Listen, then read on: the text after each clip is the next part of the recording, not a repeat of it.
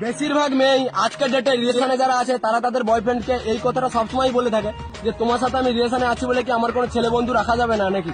তো সেই সমস্ত মেয়েকে আমি একটাই কথা বলবো, তোমার বয়ফ্রেন্ড তোমাকে বারণ করে তার একটাই কারণ যে তোমার বয়ফ্রেন্ড একটা ছেলে, আর সে জানে একটা ছেলে একটা মেয়ের সাথে কি জন্য বন্ধুত্ব করতে যায়।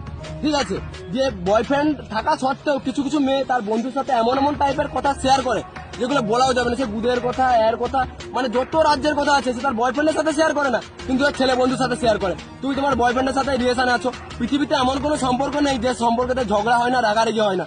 তোমার বয়ফ্রেন্ডের সাথে তোমার দু এক কথা নিয়ে রাগারাগি হবে, তুমি সেই কথাটা তোমার বন্ধুকে গিয়ে বলবে, জানিস তো আমাকে মাদারচোদ বলেছে, আমাকে খানকি মাগি বলেছে, দিয়ে তোমার বন্ধু তোমাকে বলবে আজ থেকে এত খারাপ খারাপ ভাষা বলছে, মানে বিয়ের পর আরো কি নয় কি বলবে, ছেলেটা ভালো নয়, নেশা করে, হ্যান করে, ত্যান করে, ছেড়ে দে।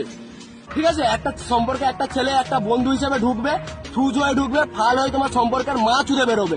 এই কথাটা তোমার বয়ফ্রেন্ড ভালোভাবে জানে, তার জন্যই তোমাকে বারবার বলে যে একটা ছেলে বন্ধু রাখিস না। আমি তো তোমাকে একটাই কথা বলবো, যে সমস্ত মেয়েরা ভাবো না যে বিপদে একটা ছেলে বন্ধু একটা মেয়ের পাশে সবার প্রথমে দাঁড়ায়, তোমার চিন্তা ভাবনাটা ভুল। আমি একটা ছেলে হয়ে বলছি, তোমার বিপদ হোক যাই পারে হোক, একটা ছেলে বন্ধুর কাজ তোমার পাশে দাঁড়ানো নয়, তোমার পাশে শোয়া। আর এটাই বাস্তব। তুমি যদি তোমার বয়ফ্রেন্ডকে সিরিয়াসলি ভালো ভাবো যে ও ফিউচারে তোমার হাজব্যান্ড হবে, তো তোমার বয়ফ্রেন্ডই তোমার বন্ধু, তোমার বয়ফ্রেন্ডই তোমার ফিউচারে হাজব্যান্ড হবে, ওর সাথেই সবকিছু শেয়ার করা, বাকি কোনো ছেলে বন্ধু চোদানোর কোনো দরকার নেই।